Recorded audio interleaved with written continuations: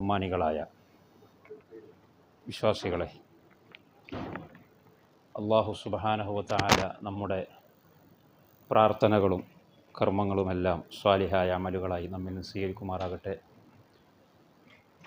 ഒരു പ്രസംഗത്തിൻ്റെ അന്തരീക്ഷമല്ല നമ്മിലൂടെ കടന്നുപോയിക്കൊണ്ടിരിക്കുന്നത് എന്ന് ഞാനും നിങ്ങളുമെല്ലാം അറിയുന്നവരും ഉൾക്കൊള്ളുന്നവരുമാണ്. സാന്ദർഭികമായി ഒന്ന് രണ്ട് കാര്യങ്ങൾ മാത്രം സൂചിപ്പിക്കുകയാണ്. നമ്മൾ ഇന്ന് വളരെ പ്രയാസപ്പെട്ടുകൊണ്ടിരിക്കുന്ന വലിയ നഷ്ടങ്ങളും വിരഹവേദനയും സഹിച്ചുകൊണ്ട് മുന്നോട്ട് പോകുന്ന ദിനരാത്രങ്ങളിലൂടെയാണ് കടന്നു പോകുന്നത്. നമ്മുടെ തൊട്ടടുത്ത പ്രദേശത്തുള്ള ചൂരൽമലയിലും അതുപോലെ മുണ്ടക്കൈയിലുമൊക്കെ ബാധിച്ച വലിയ ദുരിതം, അതുപോലെ തന്നെ നമ്മുടെ ഈ കോഴിക്കോട് ജില്ലയിൽ തന്നെ ചില സ്ഥലങ്ങളിൽ ഉരുൾപൊട്ടൽ ഉണ്ടായിട്ടുണ്ട്. അതെ, അതിലും ചില മരണങ്ങൾ ഉണ്ട്. അതുപോലെ നമുക്ക് മറക്കാൻ പറ്റാത്ത, ഏത് പ്രതിസന്ധിയുടെ ഇടയിലും നമുക്ക് വിസ്മരിക്കാൻ പറ്റാത്ത വളരെ വലിയ ഒരു വേദനാജനകമായ വാർത്തയായിരുന്നു ഫലസ്തീനിലെ ബൈത്തുൽ മഖ്ദിസിൻ്റെ മോചനത്തിനു വേണ്ടി ഒരു പുരുഷായുസ് മുഴുവൻ ജീവിക്കുകയും അവിടുത്തെ പോരാളികൾക്ക് എല്ലാവിധത്തിലുള്ള ഊർജവും പകരുകയും അതിനുവേണ്ടി മാത്രം ഓടി നടക്കുകയും ഫലസ്തീൻ ഭൂമിയുടെ വിമോചനത്തിനു വേണ്ടി സ്വന്തം സന്താനങ്ങളെ മുഴുവനും വലിച്ചെറിഞ്ഞ് പോർഭൂമിയിൽ ഷഹാദത്ത് വാങ്ങുകയും അവസാനം കഴിഞ്ഞ ബുധനാഴ്ച മെനയാന്ന് ഇറാനിൽ വെച്ചുകൊണ്ട് ഒരു ആക്രമണത്തിൽ കൊല്ലപ്പെടുകയും ചെയ്ത ഇസ്മായിൽ ഹനിയ റഹ്മത്തുള്ളാഹി അലൈഹി തഖബ്ബലഹു ഫി ശുഹദ, അത് ഇന്ന് പലരും മറക്കും. കാരണം നമ്മെ സംബന്ധിച്ചിടത്തോളം കണ്ണിൻ്റെ മുമ്പിലുള്ള ഒരു ദുരിതം ഉണ്ടാകുമ്പോൾ സ്വാഭാവികമായി മറ്റത് ഓർമ്മയിൽ വരാതിരിക്കുക എന്നത് സ്വാഭാവികമാണ്. എന്നാൽ മറക്കുകയല്ല ചില ആളുകൾ. അതൊക്കെ ഇപ്പം എന്ത് പറയാനാ, അത് നമ്മളെ നാട്ടിലല്ലല്ലോ, നമുക്ക് പോലായിട്ടുള്ള ബന്ധം എന്താണ് എന്ന മാനസികാവസ്ഥയുള്ളവരും ഉണ്ട്. എന്നല്ല, അവരാണ് കൂടുതൽ. പള്ളിയിൽ അത് പറയുകയോ പള്ളിയുടെ മിഹ്റാബിൽ അത് സംസാരിക്കുകയോ മിമ്പറിൻ്റെ മുകളിൽ വെച്ച് ഉണർത്തുകയോ ഒരു പത്രപ്രസ്താവന പോലും മറക്കുകയോ, നിങ്ങൾ നോക്കി, ഒരു പത്രപ്രസ്താവനയും കാണില്ലെന്ന്. മുസ്ലിങ്ങൾ നടത്തുന്ന ഒരുപാട് പത്രങ്ങളുണ്ട്. ഏതെങ്കിലും ഒരു പത്രത്തിൽ ഉണ്ടെങ്കിലായി. അതെന്നെ തീവ്രവാദികളിലെന്നും പുത്തൻവാദികളിലുമെന്നും ചാപ്പയടിക്കപ്പെട്ട ഒരു ചെറിയ വിഭാഗത്തിൻ്റെ പത്രത്തിൽ ഉണ്ടെങ്കിലായി. ബാക്കി ഒരു പത്രത്തിലും ഇസ്മായിൽ ഹനിയ ആരാണ് എന്നും അദ്ദേഹത്തിന് വേണ്ടി അദ്ദേഹത്തിനോട് പ്രാർത്ഥിക്കണമെന്നും പറയുന്ന ഒരു പ്രസ്താവന നിങ്ങൾക്ക് കാണാൻ കഴിയില്ല. പിന്നെ എങ്ങനെയാണ് ഉരുൾ പൊട്ടാതിരിക്കുക? പിന്നെ എങ്ങനെയാണ് പ്രളയം സംഭവിക്കാതിരിക്കുക? അപ്പം അതിലേക്കൊന്നും ഞാൻ കയറി ചെല്ലുന്നില്ല.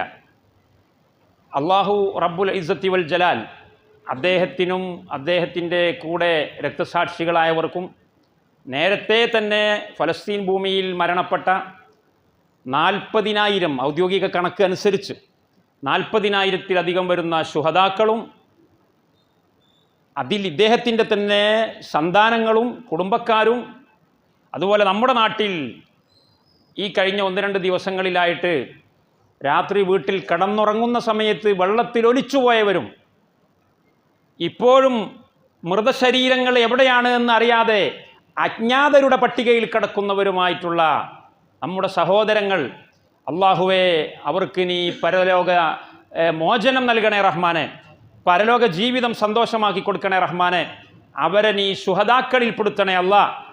ഒരു കെട്ടിടം തകർന്ന് വീണ് മരിച്ചു പോകുന്നതും അതുപോലെ ഇത്തരം പ്രളയങ്ങളിൽ മരിച്ചു പോകുന്നതും വെള്ളത്തിൽ മുങ്ങി മരിച്ചു പോകുന്നതും തീപിടിച്ചു മരിച്ചു പോകുന്നതും ഇത്തരം മരണങ്ങളെല്ലാം രക്തസാക്ഷിത്വമാണ്, ഷഹാദത്ത് ആണ് എന്ന് അള്ളാഹുവിൻ്റെ റസൂൽ പഠിപ്പിച്ചിട്ടുള്ളതാണ്. അതുകൊണ്ട് ഈ സംഭവങ്ങളിലെല്ലാം മരണപ്പെട്ടു പോയ നമ്മുടെ സഹോദരങ്ങളെ അള്ളാഹു സുബ്ഹാനഹു വ തആല രക്തസാക്ഷികളുടെ കൂട്ടത്തിൽ ഉൾപ്പെടുത്തുമാറാകട്ടെ. നമ്മുടേത് അല്ലാത്ത മറ്റുള്ള ആളുകളുമുണ്ട്, അവരൊക്കെ മനുഷ്യരാണ്. അവരുടെയൊക്കെ ദുഃഖിതരായ ആശ്രിതർക്കും കുടുംബങ്ങൾക്കും അള്ളാഹു സുബ്ഹാനഹു വ തആല എല്ലാവിധ ശാന്തിയും സമാധാനവും നൽകട്ടെ. മുസ്ലിമീങ്ങളല്ലാത്ത ആളുകൾ മരിച്ചാലും അവർക്ക് താസിയത്ത് പറയലുണ്ട്. താസിയത്ത് എന്ന് പറഞ്ഞാൽ അനുശോചനം. അവർക്ക് വേണ്ടി പരലോക ഗുണത്തിന് വേണ്ടി പ്രാർത്ഥിക്കാൻ നമുക്ക് പാടില്ല. അതേസമയത്ത് താസിയത്ത് ഉണ്ട്. അളമല്ലാഹു അജ്റക എന്ന് പറയാൻ പാടില്ല, വഗഫറ ലി മയ്യിതിക എന്ന് പറയാൻ പാടില്ല. അതേസമയത്ത് അഹ്സനല്ലാഹു അസാഅക, അഹ്സനല്ലാഹു അസാഅക, നിന്റെ അനുശോചനം അള്ളാഹു ഭംഗിയാക്കി തരട്ടെ, നിനക്ക് അള്ളാഹു ക്ഷമിക്കാനുള്ള മനക്കരുത്ത് തരട്ടെ, നിനക്ക് അള്ളാഹു നല്ലത് പകരം തരട്ടെ. ഇത് ഒരു മുസ്ലിം ജാതി മത ഭേദമന്യേ പറയാൻ ഇസ്ലാം പഠിപ്പിച്ചതാണ്. ഇവിടെ ചില ആളുകൾ ഇത്തരം പ്രളയങ്ങൾ ഉണ്ടാകുമ്പോൾ പോലും പറയാൻ പാടില്ലാത്ത ചില പദങ്ങൾ വിവരമില്ലാത്തതുകൊണ്ട് പറയായിരിക്കും. പക്ഷെ എങ്കിൽ പോലും നമ്മൾ ശ്രദ്ധിക്കണം, എഴുതിവിടും, പറഞ്ഞുവിടും. ഇവിടെ മതമില്ല, മതമൊക്കെ മാറ്റിവെക്കൂ, ഇവിടെ മനുഷ്യനേ ഉള്ളൂ. ഈ പ്രയോഗം ഹിന്ദുക്കൾക്ക് പറയാം, ക്രിസ്ത്യാനികൾക്ക് പറയാം, മുസ്ലിമിന് പറയാൻ പാടില്ല. മുസ്ലിമിനെ സംബന്ധിച്ചിടത്തോളം അവൻ ദുരിതാശ്വാസ പ്രവർത്തനങ്ങൾ നടത്തുന്നതും അവൻ മനുഷ്യകാരുണ്യ പ്രവർത്തനം നടത്തുന്നതും അവൻ ഡെഡ് ബോഡിയുടെ പിന്നാലെ ഓടുന്നതും അവൻ ശുശ്രൂഷ നടത്തുന്നതും അവൻ ഭക്ഷണം വിതരണം ചെയ്യുന്നതും എല്ലാം അവൻ്റെ മതമാണ്. നമ്മെ സംബന്ധിച്ചിടത്തോളം ഇവിടെ മതമില്ല എന്ന് ഒരു സന്ദർഭത്തിലും പറയാൻ പാടില്ല. ഭക്ഷണം കഴിക്കുമ്പം പറയാൻ പാടില്ല, ഭാര്യ ഭർത്താക്കന്മാർ ബന്ധപ്പെടുമ്പോൾ പോലും അങ്ങനെയില്ല. ഭാര്യ ഭർത്താക്കന്മാർ ബന്ധപ്പെടുന്നത് വരെ നമ്മെ സംബന്ധിച്ചിടത്തോളം മതമാണ്. അതിൽ നമുക്ക് കൂലിയുണ്ട്, പരലോകത്ത് കൂലിയുണ്ട്. അപ്പോൾ വയനാട്ടിലാണെങ്കിലും കോഴിക്കോട്ടാണെങ്കിലും ഇത്തരം ദുരിതാശ്വാസ പ്രവർത്തനങ്ങൾ പല ആളുകളും നടത്തുന്നുണ്ട്. മതമുള്ളവർ നടത്തുന്നുണ്ട്, മതമില്ലാത്തവർ നടത്തുന്നുണ്ട്, പല ആളുകൾ നടത്തുന്നുണ്ട്. പക്ഷേ നമ്മൾ അത് നടത്തുന്നത് മറ്റുള്ളവർ നടത്തുന്നത് പോലെയല്ല. മതമില്ലാത്തവർക്ക് പരലോകത്ത് എന്ത് കിട്ടാനാ? അവർക്ക് പരലോകം തന്നെ ഇല്ല. പരലോകമില്ല എന്ന് വിശ്വസിക്കുന്ന, സ്വർഗമില്ല എന്ന് വിശ്വസിക്കുന്ന, നരകമില്ല എന്ന് വിശ്വസിക്കുന്ന ആളുകൾക്ക് വേണ്ടി നമ്മൾ പരലോക ഗുണത്തിന് വേണ്ടി പ്രാർത്ഥിക്കുക എന്ന് പറഞ്ഞാൽ തന്നെ വിഡ്ഢിത്തരമല്ലേ? അവർക്കതിൽ പ്രതീക്ഷയില്ല. പക്ഷെ എങ്കിലും അവർ ഈ രംഗത്തുണ്ട്. ആ നിലക്ക് നമ്മൾ അവരെ മാനിക്കുന്നു. ആ നിലക്ക് നമ്മൾ അവരോട് കാണിക്കേണ്ട രീതിയിൽ നമ്മൾ പെരുമാറുന്നു. അതേസമയത്ത് നമ്മൾ ഇവിടെ ഇടപെടുന്നത് നമ്മുടെ മതമാണ്. നമ്മൾ നിസ്കരിക്കുന്നത് എങ്ങനെയാ? മതമാണ്. അള്ളാഹു പഠിപ്പിച്ചതുകൊണ്ട്, അള്ളാഹു പഠിപ്പിച്ച രീതിയിലാണ് നമ്മൾ നിസ്കരിക്കുന്നത്, നമ്മൾ നോമ്പെടുക്കുന്നത്. അതുപോലെ തന്നെ സ്വന്തം മതത്തിൽപ്പെട്ടവരും സ്വന്തം മതത്തിൻ്റെ പുറത്തുള്ളവരുമായ ആളുകൾ അവരുടെയൊക്കെ പ്രയാസങ്ങളിൽ പങ്കുചേർന്ന്, ദുരിതങ്ങളിൽ അവർക്ക് കൈത്താങ്ങായി നമ്മൾ പ്രവർത്തിക്കുന്നത് നമ്മളിവിടെ നിസ്കരിക്കുന്നത് പോലെയാണ്. നമ്മൾ റമദാനിൽ നോമ്പെടുക്കുന്നത് പോലെ. നമുക്ക് രണ്ടും വ്യത്യാസമില്ല. കാരണം രണ്ടും അള്ളാഹ് പറഞ്ഞതാ. രണ്ടിനും രണ്ട് രീതി ഉണ്ടാകുന്നു മാത്രം. നിസ്കാരത്തിന് അതിൻ്റെ രീതിയുണ്ട്, ഇതിൻ്റെ രീതിയുണ്ട്. നമ്മെ സംബന്ധിച്ചിടത്തോളം രണ്ടും രണ്ടല്ല, രണ്ടും ഒന്നാണ്. അത്തിഉല്ലാഹ വ അത്തിഉർ റസൂൽ എന്നതിൻ്റെ പരിധിയിലാണ് ഇപ്പറഞ്ഞ എല്ലാ സംഗതികളും നമ്മെ സംബന്ധിച്ചിടത്തോളം. അപ്പം അതുകൊണ്ട് ഇവിടെ മതമില്ല, ഇക്കാലം വരെ മതമുണ്ടായിരുന്നു, ഇപ്പം നമ്മൾ മതം മാറ്റിവെച്ചിട്ടുണ്ട് എന്ന് ആരൊക്കെ പറഞ്ഞാലും ഒരു മുസ്ലിമിനെ സംബന്ധിച്ചിടത്തോളം അത് പറയാൻ പാടില്ല. പ്രത്യേകിച്ച് ഇപ്പോഴത്തെ സമയത്ത്. ഇപ്പം നമ്മൾ ഉറക്കെ പറയണം, ഞങ്ങൾക്ക് മതമുണ്ട്, ഞങ്ങൾ മതമുള്ളത് കൊണ്ടാണ് ഇപ്പോൾ ഇവിടെയുള്ള ആളുകൾ, പല മാന്യന്മാരായ ആളുകളും അവിടെ പോയിരുന്നു. അവരെന്തിനു പോയതാ? അവർ വെറുതെ ഹോബിക്ക് പോയതല്ല. അവരെന്തിനാ പള്ളി വന്നത്? അതുപോലെയാണ് അങ്ങോട്ട് പോയത്. പള്ളിയിൽ വന്നതുകൊണ്ട് അവരെന്താ ഉദ്ദേശിക്കുന്നത്? അത് തന്നെയാണ് അവിടെ പോകുമ്പോൾ ഉദ്ദേശിക്കുന്നത്. അവർക്ക് ഖുർആനിൽ നിന്നും തിരുസുന്നത്തിൽ നിന്നും കിട്ടിയ വെളിച്ചത്തിലാണ് അവരവിടെ പോയിട്ടുള്ളത്. പിന്നെ എങ്ങനെ മതമില്ല എന്ന് പറയാം? അപ്പം ഞങ്ങൾക്ക് മതമുണ്ട് എന്ന് ഉറക്കെ പറയേണ്ട സമയമാണ്. നമ്മൾ കഴിഞ്ഞ ആഴ്ച ഇവിടെ സംസാരിച്ച അതേ വിഷയത്തിൻ്റെ മർമ്മത്തിലാണ് നമ്മളിപ്പോഴുള്ളത്. അല്ലാഹു റബ്ബുൽ ഇസ്സത്തി വൽ ജലാൽ, അവൻ്റെ റുബൂബിയ്യ, അവൻ മാത്രമാണ് ഈ ലോകം നിയന്ത്രിക്കുന്നത്. അവൻ മാത്രമാണ് ഈ ലോകം സൃഷ്ടിച്ചത്, അവനാണ് മഴ പെയ്യിപ്പിക്കുന്നത്, അവനാണ് മഴ നിർത്തൽ ചെയ്യുന്നത്, അവനാണ് ആഹാരം കൊടുക്കുന്നത്, ഓക്സിജൻ കൊടുക്കുന്നത്, ആരോഗ്യം കൊടുക്കുന്നത്, സമ്പത്ത് കൊടുക്കുന്നത്, വെള്ളം കൊടുക്കുന്നത്. ഇതിലാർക്കും സംശയമില്ല. ഇത് അബൂജഹലിന് പോലും വിശ്വാസമുണ്ടായിരുന്നു. സാക്ഷാൽ ഫറോവ പോലും അന റബ്ബുക്കുമുൽ അഅ്ല എന്ന് പറഞ്ഞിരുന്നെങ്കിൽ പോലും അവനെക്കുറിച്ച് പോലും അല്ലാഹു ഖുർആനിൽ പറഞ്ഞത് വജഹദൂ ബിഹാ വസ്തൈഖനത്ഹാ അൻഫുസുഹും. അവർ തൊള്ളോണ്ട് നിഷേധിക്കും, പക്ഷെ അവരുടെ മനസ്സിൽ അവർ സമ്മതിക്കുന്നുണ്ട് മഴ പെയ്യിപ്പിക്കുന്നത് അള്ളാഹുവാണ്. അവരുടെ മനസ്സിൽ അവർ സമ്മതിക്കുന്നുണ്ട് സൃഷ്ടാവ് അള്ളാഹുവാണ്, മുദബ്ബിർ അള്ളാഹുവാണ്. ഇത് അള്ളാഹുവിൻ്റെ എന്താ പറയാ, ഇജ്ബാരിയായിട്ടുള്ള കമ്പൽസറി രീതിയിലുള്ള ആദർശമാണ്. അതുകൊണ്ട് തന്നെ ഒരാൾക്കും അതിൽ നിന്ന് കൊതറിച്ചാടാൻ കഴിയില്ല. എന്നാൽ അത് പോരാ ഒരാൾക്ക്. ഇത് എല്ലാവർക്കുമുള്ള വിശ്വാസമാണ്. റുബൂബിയ, അള്ളാഹു റബ്ബാണ്, അള്ളാഹു ഖാലിഖാണ്, മുദബ്ബിറാണ്. വേറെ ഒരാൾക്കും കഴിയില്ല ഇതൊന്നും. ചില ആൾക്കാരൊക്കെ പറയലുണ്ട് മഴ മാണ്ടാന്നാ പറയാ. ഇത് മഴ മാണ്ട, മൂപ്പര് പറഞ്ഞിന് മഴ മാണ്ടാന്ന്. എന്നിട്ട് എവിടെ പോയ പോലൊക്കെ മഴ മാണ്ടാന്നാട് പറഞ്ഞപ്പോൾ മഴണ്ട് നിന്ന്. ഇതൊക്കെ ആളുകളെ ഈമാൻ തെറ്റിപ്പിക്കാൻ വേണ്ടിയിട്ട്. അപ്പം മഴ ഉണ്ട് നിന്ന് കേൾക്കുമ്പോൾ ചുറ്റുപാട് മഴ, അവിടെ മാത്രം മഴയല്ല. കാരണം മൂപ്പര പറയൽ മഴ മാണ്ടാൻ. ഈ മൂപ്പര എവിടെ പോയി ഇപ്പം? മഴ മാണ്ട എന്ന് പറഞ്ഞാൽ മഴ നിൽക്കുന്ന രണ്ടാം ദൈവമായിരുന്നു ഇദ്ദേഹമെങ്കിൽ ഈ രണ്ടാം ദൈവം വയനാട്ടിലെ ജനങ്ങളെ കുരുതിക്ക് കൊടുത്തോ? എന്തുകൊണ്ട് അദ്ദേഹം പറഞ്ഞില്ല? അപ്പം എല്ലാ കോമഡിയും അവസാനിച്ചു കഴിഞ്ഞിട്ടുണ്ട്. ഇവിടെ മഴ വേണ്ട എന്ന് പറഞ്ഞാൽ മഴ നിർത്താൻ പറ്റിയ ഒരേ ഒരു ശക്തിയേ ഉള്ളൂ, അതാണ് റബ്ബുൽ ആലമീൻ. മറ്റുള്ളവർക്കൊക്കെ ദ്വാരക്ക, നമുക്ക് ദ്വാരക്ക, പടച്ചോനെ മഴ ഞങ്ങൾക്ക് ഇപ്പോൾ ആവശ്യമില്ല. അല്ലാഹുമ്മ ഹവാലൈനാ ലാ അലൈനാ, അല്ലാഹുമ്മ അലൽ ആകാമി വൽളിറാബി വബുതൂനിൽ ഔദിയത്തി വമനാബിത്തി ഷജർ. നമുക്ക് ദ്വാരക്കാം. ദ്വാരന്നാൽ ഉത്തരം ചെയ്യണോ ചെയ്യണ്ടേ അത് അള്ളാൻ്റെ തീരുമാനമാണ്. ചില ആൾക്കാർ പറയും അല്ല അതിപ്പോൾ അള്ളേ അങ്ങനെ തന്നെയല്ലേ, മൂപ്പര് മഴ മാണ്ടാന്ന് പറഞ്ഞാൽ ചിലപ്പോൾ മഴ നിൽക്കും, ചിലപ്പോൾ മഴ നിൽക്കൂല. അതിപ്പോൾ അള്ളി അങ്ങനെ തന്നെയല്ലേ. നമ്മൾ അള്ളാഹിനോട് ദ്വാരക്കും, പടച്ചോനെ മഴ പെയ്യിപ്പിക്കല്ലേ, കുടുങ്ങീനും. അപ്പോൾ ചിലപ്പോൾ മഴ സ്റ്റോപ്പാവും, ചിലപ്പോൾ മഴ സ്റ്റോപ്പാകുന്നില്ലല്ലോ. നിങ്ങൾ ആലോചിച്ച് നോക്കുകയാണ് എന്തൊരു വിവരക്കേടാണിത്. അപ്പം അള്ളാഹുവിനെ പോലെ തന്നെയാണ് ഇയാളും. ചിലപ്പോൾ ഒക്കെ നിൽക്കും, ചിലപ്പോൾ ഒക്കെ നിൽക്കൂല. വളരെ വലിയ വിവരക്കേട് ഇപ്പോഴും നമ്മുടെ ആളുകൾ പറയുകയാണ്.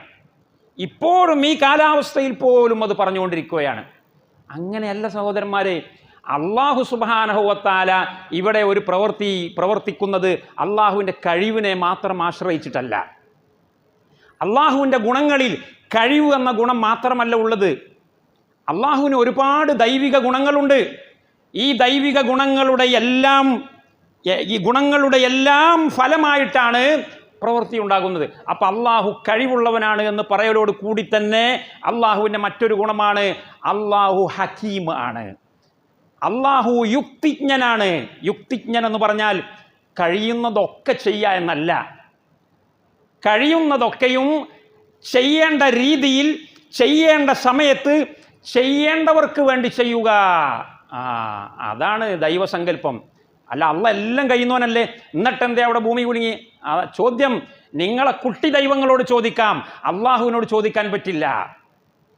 കാരണം അള്ളാഹു ഖാദിർ എന്ന് പറയുന്നതിൻ്റെ കൂടെ നമ്മൾ പറയുന്നു അള്ളാഹു ഹക്കീം. അള്ളാഹു ഖാദിർ മാത്രമല്ല, അള്ളാഹു ആലിം മാത്രമല്ല, അള്ളാഹു മുരീദ് മാത്രമല്ല, അള്ളാഹു ഹക്കീമുൻ. അള്ളാഹുവിൻ്റെ ഏത് പ്രവർത്തനങ്ങളുടെയും പിന്നിൽ ഒരു ഹിക്മത്ത് ഉണ്ട്. അത് മഴ എപ്പം പെയ്യും നമ്മൾ ആഗ്രഹിക്കുന്നത് പോലെ ആവൂല. നമുക്കിപ്പം മഴ വേണ്ടെന്നായിരിക്കും നമ്മളെ താല്പര്യം, പക്ഷേ അള്ളാഹുവിൻ്റെ ഹിക്മത്ത് അതായിക്കൊള്ളണമെന്നില്ല. ഇവിടെ ഇപ്പം മഴ തിമർത്ത് പെയ്യണം, ഇവിടെ ആകെ മുങ്ങണം എന്നായിരിക്കും അള്ളാഹുവിൻ്റെ ഹിക്മത്ത്. നമുക്ക് നാളെ നടക്കാൻ പോകുന്ന ഒരു സംഗതിയും അറിയാത്തത് കൊണ്ട് നമുക്ക് തത്രപ്പാടാ. ചെറിയ കുട്ടികളുണ്ടല്ലോ, വാപ്പനോട് ഓരോന്ന് ചോദിച്ച് പിന്നെ കരയും, ഒപ്പ എനിക്ക് അത് വേണം, ഇത് വേണം, അത് വേണം. അപ്പം എന്താ വേണ്ടത്? ഒരു തോക്ക് വേണമെന്ന് പറയും, ഒരു റൈഫിൾ വേണമെന്ന് പറയും. ഏത് എട്ടും പൊട്ടും തിരിയാത്ത കുട്ടി റൈഫിളിന് വേണ്ടി കരഞ്ഞാൽ വാപ്പ, തലച്ചോറുള്ള വാപ്പ അത് വാങ്ങിക്കൊടുക്കുമോ? വാങ്ങിക്കൊടുക്കൂല.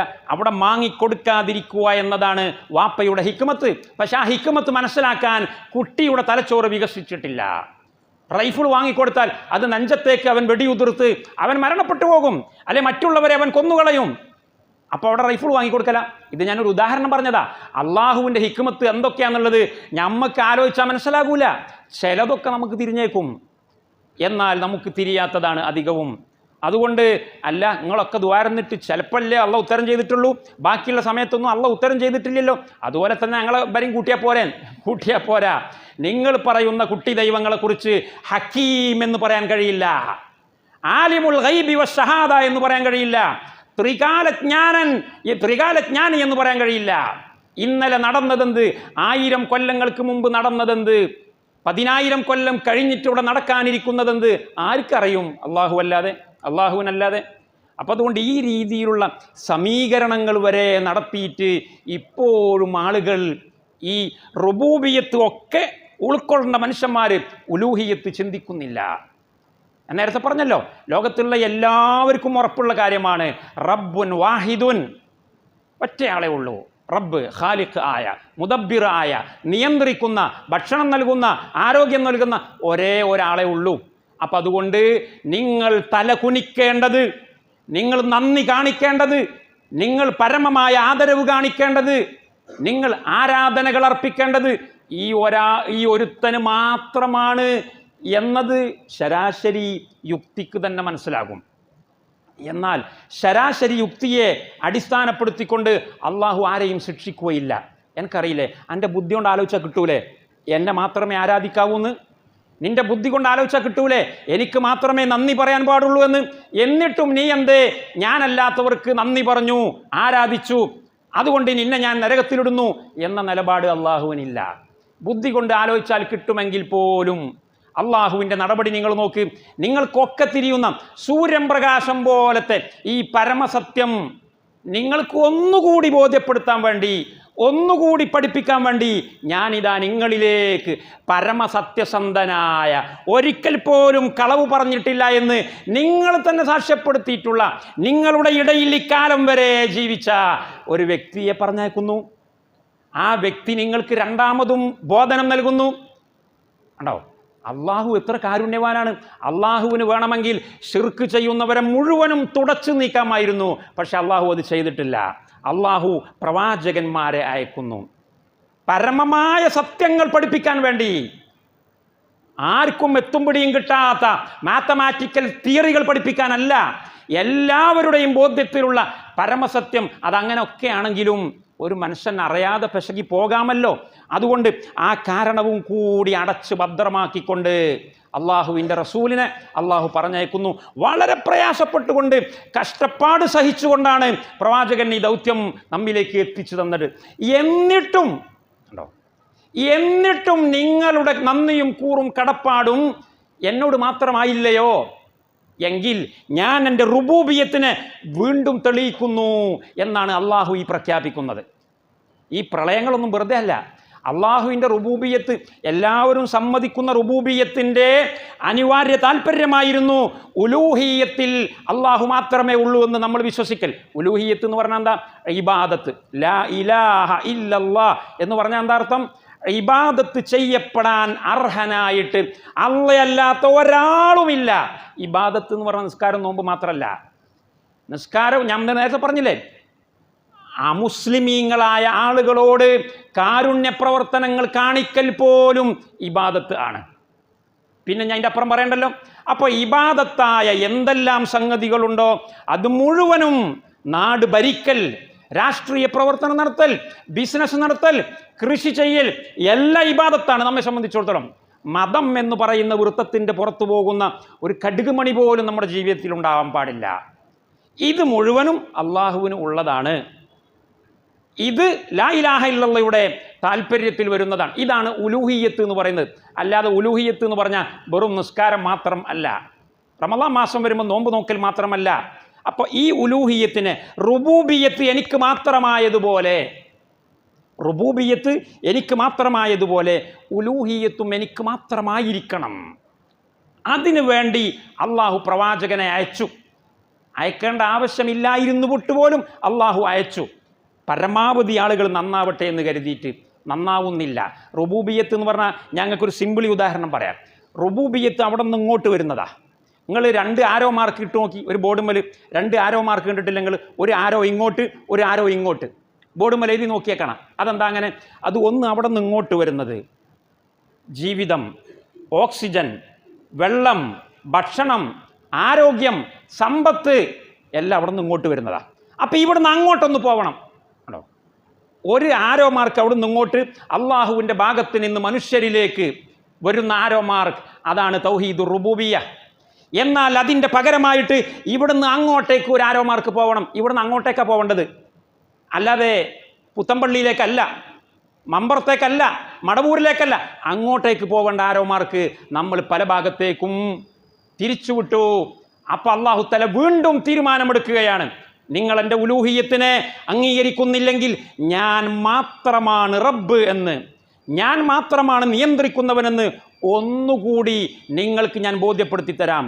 കുലുങ്ങട്ട ഭൂമി, പെയ്യട്ട മഴ, പൊട്ടിപ്പുറപ്പെടട്ടെ ഭൂമിയുടെ ഉൾഭാഗത്തുള്ള ജലസംഭരണികളെന്ന് അള്ള തീരുമാനിക്കുന്നത് ഇതിനു വേണ്ടിയിട്ടാണ്. എന്തിനു വേണ്ടിയിട്ട്? ഞാനാണ് റബ്ബ് എന്ന് വീണ്ടും വീണ്ടും പഠിപ്പിച്ചു കൊടുത്ത് ഏതെങ്കിലും ഒരുത്തൻ നന്നാവട്ടെ എന്ന് കരുതിയിട്ട്. എന്നാലുണ്ടോ നന്നാവുന്നു? എന്നിട്ടും നന്നാവുന്നില്ല. അപ്പോഴും പറയും, നമ്മൾ നേരത്തെ പറഞ്ഞിരുന്നത് പോലെ, ഒരു മുഅ്മിനായ മനുഷ്യനെ സംബന്ധിച്ചിടത്തോളം, കാഫിരീങ്ങളെക്കുറിച്ച് എനിക്ക് സംസാരമില്ല, ഒരു മുഅ്മിനായ മനുഷ്യനെ സംബന്ധിച്ചിടത്തോളം ഇത്തരം ദുരിതങ്ങളിൽ പോലും അവൻ വീണത് വിദ്യയാക്കുന്നവനാണ്. അവൻ നഷ്ടത്തെ ലാഭമാക്കി മാറ്റുന്നവനാണ്. അവൻ ദുരിതങ്ങളിൽ പോലും പറയും, ഇത് എൻ്റെ യജമാനൻ്റെ തീരുമാനമാണ്. ഇന്നാ ലില്ലാഹി വ ഇന്നാ ഇലൈഹി റാജിഊൻ. അവന് നിസ്കാരത്തെക്കാളും വലിയ കൂലിയാണതിൽ, അവന് നോമ്പിനേക്കാളും വലിയ കൂലിയാണ്. അപ്പം നമ്മൾ കാലാകാലം വരെ നിസ്കരിച്ചതിനേക്കാളും നോമ്പോറ്റിനേക്കാളും ഒക്കെ ഉള്ള കൂലി നമുക്ക് ഒരു ദിവസത്തെ പ്രളയം കൊണ്ട് കിട്ടി. പക്ഷെ അത് കിട്ടണമെങ്കിൽ മനസ്സ് പാകപ്പെടുത്തണം. പ്രളയത്തിൻ്റെ മുമ്പിൽ നിന്നുകൊണ്ട് ഇന്നാ ലില്ലാഹി വ ഇന്നാ ഇലൈഹി റാജിഊൻ അല്ലേ, അല്ലദീന ഇദാ അസാബത്തുഹും മുസീബത്തുൻ ഖാലൂ ഇന്നാ ലില്ലാഹി വ ഇന്നാ ഇലൈഹി റാജിഊൻ. ഇത് വെറും തൊള്ളോണ്ടുള്ള പറച്ചിലല്ല, തൊള്ളോണ്ട് ആർക്കും പറയാം. ഇത് ആദർശത്തിൻ്റെ വിളംബരമാണ്, ഇത് പ്രത്യയശാസ്ത്രമാണ്, ഇത് നിലപാട് പരസ്യപ്പെടുത്തലാണ്. അതങ്ങ് പരസ്യപ്പെടുത്തലോടുകൂടി നമുക്ക് നിസ്കാരത്തിനും നോമ്പിനും ഹജ്ജിനും സക്കാത്തിനും കിട്ടാത്ത കൂലിയാണ്. ഉലായിക അലൈഹിം സ്വലവാത്തും മിർ റബ്ബിഹിം വ ഉലായിക ഹുമുൽ മുഹ്തദൂൻ. ക്ഷമാശീലരായ ആളുകൾക്ക് കയ്യും കണക്കുമില്ലാത്ത പ്രതിഫലം ഞാൻ നൽകുമെന്ന് അല്ലാഹു സുബ്ഹാനഹു വ തആല പറയുകയാണ്. എന്നാൽ അവിടെയും നമ്മൾ കേൾക്കുന്ന എന്താണ്? ഒരുപാട് ക്ലിപ്പൊക്കെ നിങ്ങളും ഞാൻ കേട്ടതുപോലെ നിങ്ങളും കേട്ടിട്ടുണ്ടാവും. സോഷ്യൽ മീഡിയയിൽ ഇങ്ങനെ വന്നുകൊണ്ടിരിക്കുക. ചില ക്ലിപ്പുകളിലൊക്കെ കേൾക്കാം, പടച്ചോൻ എന്താണ് രക്ഷപ്പെടുത്താത്തത്, പടച്ചോനോട് ഞാൻ എന്താ ചെയ്തത്, ഞാൻ എന്ത് തെറ്റാണ് ചെയ്തത്, എൻ്റെ കുട്ടികൾ എന്ത് തെറ്റാണ് ചെയ്തത്, പടച്ചോൻ എന്താണ് ഇത് അവസാനിപ്പിക്കാത്തത് എന്ന് ചോദിക്കുന്ന ക്ലിപ്പുകൾ നമ്മൾ കേൾക്കുന്നു. ആരാണ് ആ പറയുന്നത് എന്ന് എനിക്കറിയില്ല. പക്ഷേ ഒരു മുസ്ലിമിന് അത് പറയാൻ പാടില്ല. ഒരു മുസ്ലിം അത് പറയലോടുകൂടി അവന് കൂലി കിട്ടുന്നില്ല എന്ന് മാത്രമല്ല, അവൻ ഇസ്ലാമിൽ നിന്ന് തെറിച്ചു പോകുന്നു. അല്ല, പടച്ചോനോട് നമ്മൾ എന്താ ചെയ്യാത്തത്, ഞാൻ എന്ത് തെറ്റാ ചെയ്ത്? അദ്ദേഹം മനസ്സ് പൊട്ടിയിട്ട് തലക്ക് ലെവൽ തെറ്റിയിട്ട് പറയുന്നതായിരിക്കും. ഒരു പക്ഷേ ഈ പ്രസംഗിക്കുന്ന ഞാനോ കേൾക്കുന്ന നിങ്ങളോ മാനസിക നില തെറ്റിയാൽ അങ്ങനെ പറയുമോ ഇല്ലേ എന്ന് പറയാൻ പറ്റില്ല. അള്ളാഹു നമ്മളെ കാക്കട്ടെ. പക്ഷെ ഞാൻ പറയുന്നത്, നമ്മുടെ മനസ്സിൻ്റെ നില തെറ്റാൻ പാടില്ലല്ലോ. അതല്ലേ ഈമാനും തൗഹീദും എന്ന് പറയുന്നത്. ഏത് പ്രതിസന്ധിയിലും പിടിച്ചു നിന്നുകൊണ്ട് നമ്മൾ പറയണം, ഹസ്ബി അല്ലാഹു വ നിഅമൽ വകീൽ അല്ലദീന ഖാല ലഹുമുൻ നാസു ഇന്നന്നാസ ഖദ് ജമഉ ലക്കും ഫഖ്ശൗഹും ഫസാദഹും ഈമാനാ വഖാലു ഹസ്ബുനല്ലാഹു വ നിഅമൽ വകീൽ. അത് പറയണം. അത് ആദർശം മടിയിൽ കോറിയിട്ട് വെക്കണം. അപ്പോഴേ നാവിലൂടെ വരികയുള്ളൂ. നമ്മൾ എന്താ പടച്ചവനോട് ചെയ്ത തെറ്റെന്ന് ചോദിച്ചാണ്ടല്ലോ, തെറ്റിൻ്റെ ലിസ്റ്റ് ഇങ്ങോട്ട് തരും പടച്ചവൻ. ഞാൻ എന്താ പടച്ചവനെ എന്നോട് ചെയ്തതെന്ന് എങ്ങനെ ഒരു മുസ്ലിമായ മനുഷ്യൻ ചോദിക്കുക? ഞാൻ പറയട്ടെ, ഫലസ്തീനിൽ ഇഞ്ചിഞ്ചായി കൊല ചെയ്യപ്പെടുന്ന പിഞ്ചു പൈതങ്ങളുടെ രക്തത്തിൻ്റെ വിലയറിയാത്തവരാണ് ഞാനും നിങ്ങളും. അവർക്ക് വേണ്ടി ശബ്ദിക്കാൻ നമുക്ക് സമയമില്ല, അവർക്ക് വേണ്ടി ചിന്തിക്കാൻ സമയമില്ല, അവർക്ക് വേണ്ടി ഒന്ന് പ്രാർത്ഥിക്കാൻ പോലും നമുക്ക് സമയമില്ല. ഞാനും നിങ്ങളും ഒന്നും ചെയ്തില്ല നിങ്ങൾ പറയുന്നത്? ഞാനും നിങ്ങളും ഉടയവനായ യജമാനനായ അള്ളാഹുവിനോട് കാണിക്കാത്ത ധിക്കാരം എന്താണുള്ളതെന്ന് ചോദിക്കൂ. അതാണ് യഥാർത്ഥ ചോദ്യം. അല്ല ഞാൻ എന്ത് തെറ്റാ ചെയ്തതെന്നല്ല. അങ്ങനെ ഒരു ചോദ്യം ചോദിച്ചാൽ തെറ്റിൻ്റെ മാലപ്പടക്കം, തെറ്റിൻ്റെ തീരാത്ത ചാർട്ട് അല്ലാഹു സുബ്ഹാനഹു വ തആല നിന്റെ മുമ്പിൽ വെച്ച് തരും. നീ നാണം കെട്ട് തല താഴ്ത്തേണ്ടി വരും. നീ ശ്വസിക്കുന്ന ഒരു നിമിഷ നേരം നീ ശ്വസിക്കുന്ന ഓക്സിജന്റെ നന്ദി പോലും നീ അല്ലാഹുവിന് നൽകിയിട്ടില്ല. എന്നിട്ടാ ചോദിക്കുന്നത്. ഞാൻ അദ്ദേഹത്തെ കുറ്റപ്പെടുത്തല്ല കേട്ടോ. അദ്ദേഹം ഒരു പക്ഷേ സമനില തെറ്റിക്കൊണ്ട് പറയുന്നതായിരിക്കും. ഞാൻ നമുക്ക് വേണ്ടി പറയാണ്. ഇതൊക്കെ നമുക്ക് പാഠമാണ്. നമ്മുടെ സമനില തെറ്റാൻ പാടില്ല ഒരിക്കലും. നിങ്ങൾ കണ്ടിട്ടില്ലേ, ഫലസ്തീൻ ഭൂമിയിൽ ഇഞ്ചിഞ്ചായി കൊല ചെയ്യപ്പെടുന്ന കുട്ടികളുടെ മാതാപിതാക്കൾ, ഉമ്മമാർ, ഒരു കുലുക്കവും അവർക്കില്ല. സ്വന്തം കഷ്ണമായി പോയ മാംസപിണ്ഡത്തെ നെഞ്ചത്തേക്ക് വാരിക്കൂട്ടിയിട്ട് അവർ പുഞ്ചിരിച്ചുകൊണ്ട് പറയുന്നു, ഹസ്ബി അല്ലാഹു വ നിഅമൽ വക്കീൽ. പക്ഷെ മലയാളികൾ അവിടെ എത്തിയിട്ടില്ല. മലയാളികൾ അവിടേക്ക് എത്തിയിട്ടില്ല. കാരണം നമ്മൾ പല ആളുകളുടെയും ഇടയിലാണ് ജീവിക്കുന്നത്. അന്യ സംസ്കാരമാണ് നമ്മൾ വാരിപ്പുണരുന്നത്. നമ്മുടെ ആളുകൾ തന്നെ നമ്മെ ശിർക്കിലേക്കാണ് കൊണ്ടുപോകുന്നത്. അറബികൾ അങ്ങനെയല്ല. ഒടലുമെന്ന് തല പോയാലും അവർ പറയും അൽഹംദുലില്ലാഹ്, അല്ലാഹ് കരീം, റബ്ബക കരീം. അവർ ചിലപ്പോൾ നമ്മളെപ്പോലെ ബദരീങ്ങളാണെന്നൊന്നും നടത്തുന്നുണ്ടാവില്ല. പക്ഷേ അവരുടെ ഹൃദയത്തിൻ്റെ ഉള്ളിൽ മുഹമ്മദ് റസൂലുള്ളാഹി കൊണ്ടുപോയി കത്തിച്ചു വെച്ചു കൊടുത്ത തൗഹീദിൻ്റെ വെളിച്ചമുണ്ട്. കുടുംബം മുഴുവൻ തകർന്നു പോയാലും അവർ പറയും ഇന്നാ ലില്ലാഹി വ ഇന്നാ ഇലൈഹി റാജിഊൻ, ലില്ലാഹി മാ അഅതാ വലില്ലാഹി മാ അഖദ്.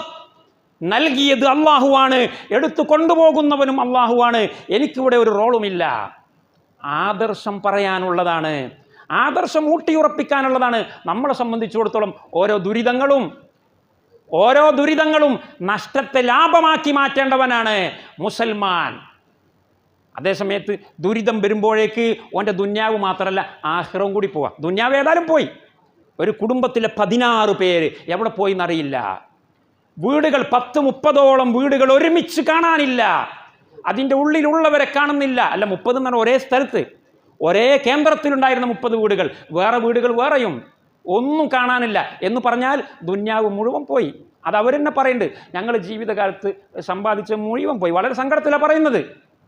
ഞങ്ങൾ എല്ലാം പോയാലും ഞങ്ങൾ ഇരിക്കുന്ന വീട് പോയതിൽ ഞങ്ങൾക്ക് ഉറപ്പല്ലേ. നമുക്ക് എന്ത് പ്രയാസം ഉണ്ടായാലും രാത്രി കയറി ചെല്ലാൻ ഒരു അഭയകേന്ദ്രമുണ്ടെന്ന് അറിഞ്ഞാൽ തന്നെ സന്തോഷമല്ലേ. പട്ടിണിയാണെങ്കിൽ കുഴപ്പമില്ല, രോഗമാണെങ്കിൽ കുഴപ്പമില്ല, കയറി കിടക്കാൻ ഒരു വീടുണ്ട് എന്നത് വലിയ സമാധാനമാണ്. എന്നാൽ വീട് പോയി, ഇനി വീടില്ല. നിങ്ങൾ വിചാരിക്കും പോലെ ഓലിപ്പോൾ സ്കൂളില്ലേ, കോളേജില്ലേ, ക്യാമ്പില്ലേ. എന്ത് ക്യാമ്പ്? 4 ദിവസം 5 ദിവസം ഉണ്ടാവും ക്യാമ്പ്. ക്യാമ്പ് വീടാണോ? സ്കൂൾ വീടാണോ? മദ്രസ വീടാണോ? വീടിൻ്റെ സ്ഥാനത്ത് നിൽക്കുമോ? ഇല്ല. എന്നാൽ ദുനിയാവ് മുഴുവൻ പോയ ഒരാൾ ഇനി ആഖിറവും കൂടി കളയുമ്പോൾ എത്ര വലിയ വേദനയാണ് അത്. എനിക്ക് ദുന്യാവ് ഏതായാലും പോയി, പടച്ചോനെ ഇനി പരലോകം പോവാതിരിക്കാൻ വേണ്ടി ഞാൻ ശ്രദ്ധിക്കേണ്ടവനാണ് എന്ന് ചിന്തിക്കുന്ന ഒരു ഈമാൻ അവന് ഉണ്ടാകണം. അത് ഉണ്ടാകണമെങ്കിൽ പ്രളയം വരുന്നതിൻ്റെ മുന്നേ തന്നെ ഇതൊക്കെ ശീലിക്കണം. പ്രളയം വരുന്നതിൻ്റെ മുന്നേ തന്നെ കിതാബ് ഓതിപ്പടിക്കണം, പള്ളിയിൽ വന്ന് ശീലിക്കണം, സ്വാലിഹീങ്ങളായ ആളുകളുടെ കൂടെ ജീവിക്കണം, നല്ല ആലിമീങ്ങൾ പണ്ഡിതന്മാർ പറയുന്നത് കേട്ട് അനുസരിച്ച് പ്രവർത്തിക്കണം. അപ്പോഴേ രംഗത്ത് ഇത് നമുക്ക് ചെയ്യാൻ കഴിയുള്ളൂ.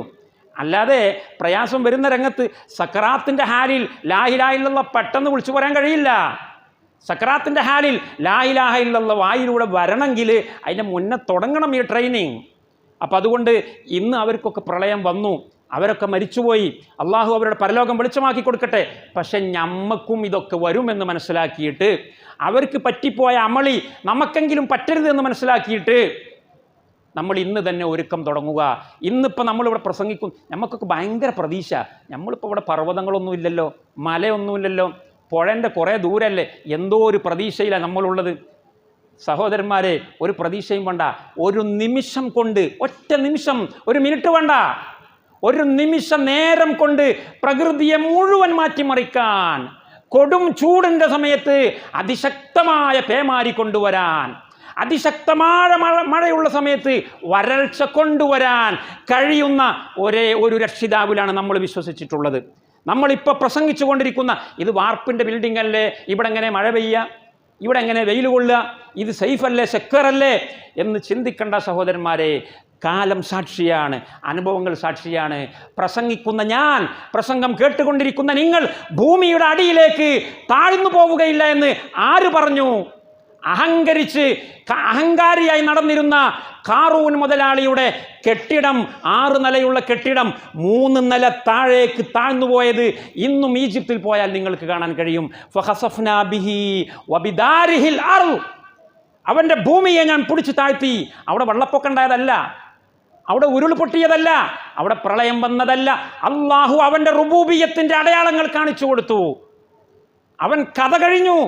അവൻ ഇന്നും പരിശുദ്ധ ഖുർആനിൽ പാരായണം ചെയ്യപ്പെടുന്ന ഒരു കഥയായി അവശേഷിക്കുന്നു.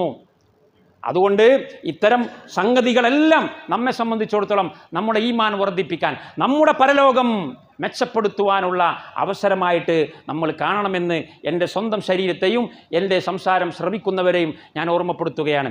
ഈ പ്രളയക്കെടുതിയിൽ ജീവിതവും സമ്പത്തും ആരോഗ്യവും കുടുംബവും കുട്ടികളും എല്ലാം നശിച്ചുപോയ ആളുകൾക്ക് അള്ളാഹുവേ നീ നല്ലത് പകരം കൊടുക്കണേ അള്ളാഹുവേ. അവരുടെ ജീവിച്ചിരിക്കുന്ന കുടുംബക്കാർക്കും ബന്ധുക്കൾക്കും ഭാര്യ ഭർത്തൃ സന്താനങ്ങൾക്കുമെല്ലാം റബ്ബേ നീ മനക്കരുത്ത് നൽകണേ അള്ളാഹുവേ. പുതുതായി ജീവിതത്തിലേക്ക് തിരിച്ചു വരാനുള്ള എല്ലാ സൗകര്യങ്ങളും സംവിധാനങ്ങളും നീ ഒരുക്കി കൊടുക്കണേ തമ്പുരാനെ എന്ന് നമ്മൾ പ്രാർത്ഥിക്കുകയാണ്. അതുപോലെ തന്നെ